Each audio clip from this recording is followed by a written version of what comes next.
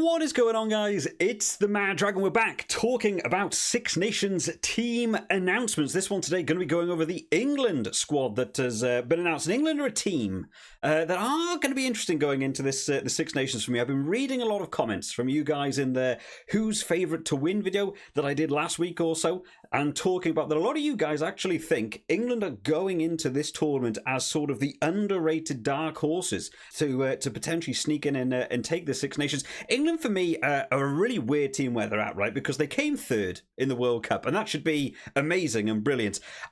To be honest, across the World Cup, there were very few games that I was massively impressed by with England. I thought a lot of the games were extremely safe in the way they played. There was a lot of 3 points, really underutilising wingers and stuff, which maybe that was to be expected. Borthwick had a very short turnaround time between taking over the job and getting into the World Cup. They just wanted to do what they needed to do to get the wins and get on that board. The game I was impressed most by England was actually the South Africa game, and that was the one they lost. But I actually thought that was a good game by them. Going into this tournament, I'm really hoping we get to see a shift up now. You know, the World Cup pressure is now off. We're looking ahead to 2027. Borthwick probably has a bit more, charge of the reins now to be able to mix up the team. And there's a few names that have come into this team that actually, a little bit of surprises. We're going to have a run through the team, go through who we think are some good picks, maybe some omissions from the team, and we'll talk a little bit about who I would maybe have in that starting team and the way I'd maybe want to see them play going on in the Six Nations, because I really hope they're going to just switch it up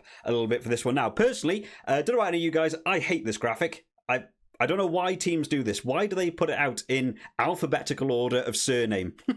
Put the players in position for me. A lot of people don't watch hours and hours and hours of, club level rugby to know everyone's positions and current form and stuff. So doing this in alphabetical order throws me off. I'm going to try my best to sort of go through and pick anyone out. But let me know what you guys think of this team down in the comment section. Anyone that I sort of run over a little bit in terms of the positions and what have you, make sure you drop it down in the comment section. Let us fill us in. Let's all help each other learn a little bit about this England team. So starting out then, let's start out with the forwards then, because there's a couple of names that I thought might have got in this team that they didn't, especially towards that sort of back row. So in terms of your loose head prop, then we're looking at, Genge, Marler, and Bano Abano's got back into the team. I feel like we haven't spoken about for a while. I'm really not sure who they're going to be looking at to start. I believe Obano's actually in a good run of form at the minute.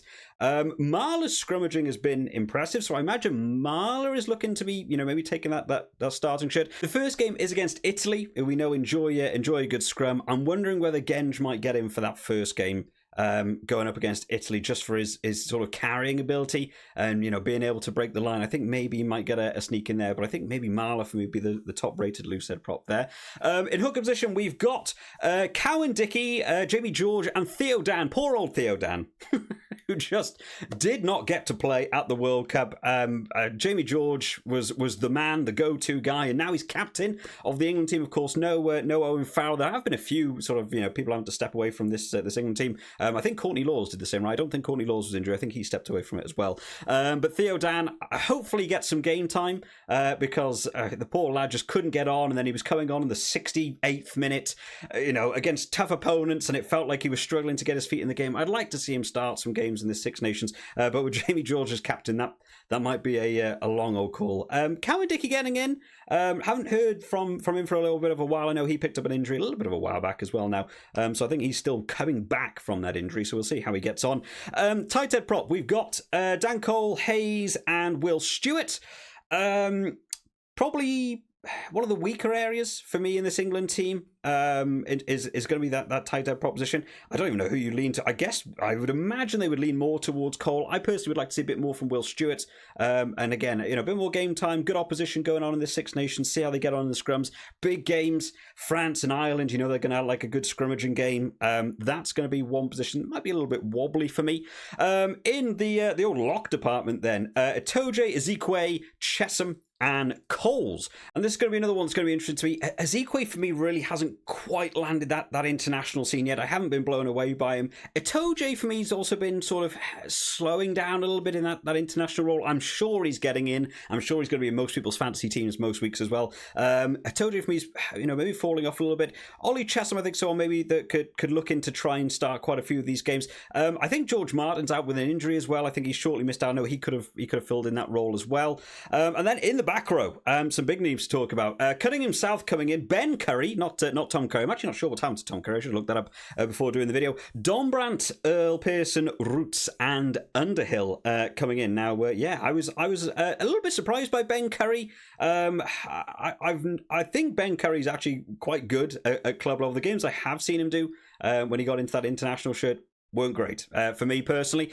So I hope he has a better run of form. I did think maybe Mercer could have got a little bit of a peep into this team, but I think he's off the back of an injury, right, as well. I have been watching the club level games that I have been able to see. I did see Barbary playing well as well, but I'm aware he had a red card situation. I didn't actually see the game he got the red card, and I think it was from 2 yellow cards. But I have actually read a little bit of a thing just before this that apparently Borthwick actually sat down with him and had a discussion, but that red card looming and any sort of sanctions that come from that are probably one of the key reasons why he's not in this team, because I think he actually ended up missing a couple of the games from the Six Nations as well. In your scrum halves, we've got Danny Kerr, Mitchell, and Spencer are in as scrum halves. And I've been seeing Danny Kerr. I've actually seen a few Harlequins games recently over the sort of Christmas period. I don't know how I keep catching them, but I've been really enjoying sort of him partnering up with Marcus Smith as well. Considering he's getting on in a few years right now, Danny Kerr. I can see. Personally, for me, I mean, we'll talk about the fly halves. We've got Ford, Marcus Smith, and Finn Smith in as well now at fly half, because there's no Owen Farrell in this team. But I've actually been seeing that combo work really well with Marcus Smith and Danny Kerr. I wouldn't be surprised if that is probably going to be the main partnership for some of the bigger games. We might not see Danny Kerr for the first game against Italy, but against like an Ireland, France, Scotland, I can see that being a partnership they want to do. They're playing together at club level, and I would have them work together. Nice to see Finn Smith getting in, but Marcus Smith for me is the guy. I think you've got to start looking ahead now. 2027, I imagine Marcus Smith's going to be there at the World Cup. I don't actually know about George Ford. I don't know how old George Ford is. I'm not sure about him getting into that 2027 team. Marcus Smith to me is your key player now to really focus on. And I would actually really like to see England design a bit of a team around him. Looking at how the Harlequins play, they just sort of allow Marcus Smith to do Marcus Smith. He's been pairing off with Esterhazen in that inside centre position, and it causes so many problems defensively for other teams trying to deal with that. I really would like to see a link-up play. I would like to see Marcus Smith play alongside someone who's going to probably fit that same mould that Esterhazen does at Quins. I personally would look to someone like Ollie Lawrence in that centre position, just power runner, going to be off your shoulder. Let Marcus Smith do Marcus Smith things. Let Danny Kerr feed him the ball exactly how he wants to, and let Ollie Lawrence go on powerful charges like Esterhazen's done at Harlequins, and just sort of let him try and find those gaps and punish the defensive side of things. In terms of the centres, then we've got a couple of others in here. Henry Slade coming back in, which, there was a big omission from the World Cup team, right, was Henry Slade. I've seen a lot of people saying he would be the starting 13 for a lot of people. We've also got Beard and Dingwall, who are two players I actually don't know a lot about. So drop down in the comments your thoughts on those players and how they get on at club level generally. Not something I know. I can't know everything about every player. I'm awfully sorry, guys. And then in the sort of the back three position, there are quite a few interesting talking points here. Faye Waboso, who of course Cardiff born. Had the opportunity to play for Wales or for England. He sided over with England, and I really hope he gets some game time. First game against Italy, I personally would chuck him in. I would get him in first game. This whole team is shifting up a bit from what we saw at the World Cup. I think they're probably going to play a bit of a newer, younger team. And why not do it against Italy? I really hope they sort of don't skip him for that Italy game and then say you're starting against Ireland.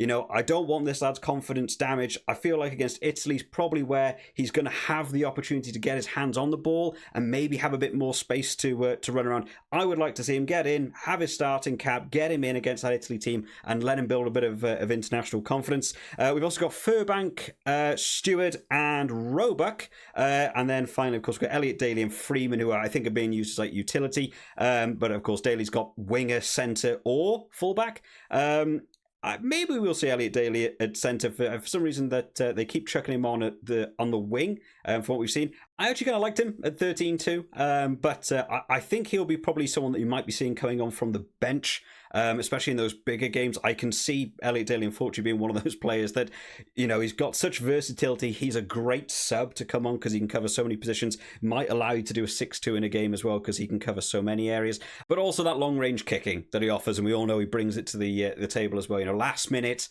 50-meter kick, bang. You know, you chuck Elliot Daly on, let him crack that one as well.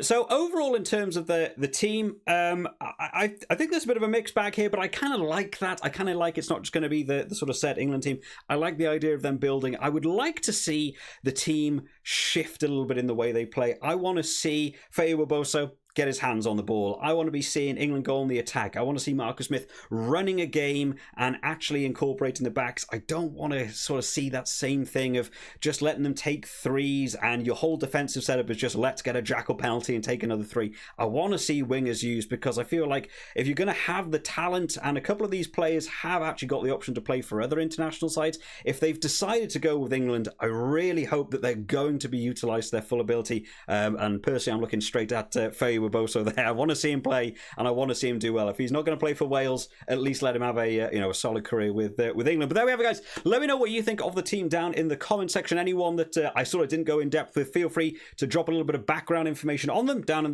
the comment section. Help other people learn about rugby. That's what this channel's about, and I hope you all enjoyed this one today, guys. I'll see you all next time.